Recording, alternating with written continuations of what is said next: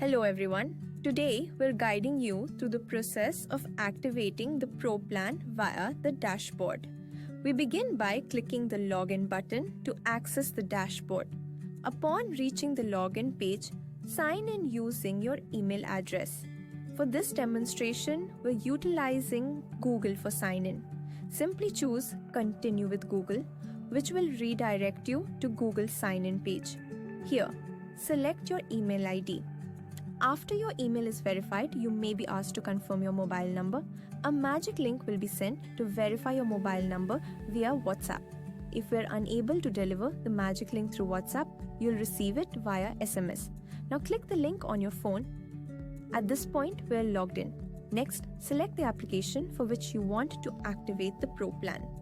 For this demonstration, we're creating a new app named Pro Plan Test Connector. Now navigate to the connector section. Here, Pro plan will be displayed at the top. Select it. Ensure you have the necessary balance in your Otplus wallet to activate the plan. Click Activate and your Pro plan is now live. You can now verify your activated Pro plan. As you can see, the Pro plan is activated, granting you access to several features. These features include API access and the removal of branding. Thank you. That concludes our demonstration for today.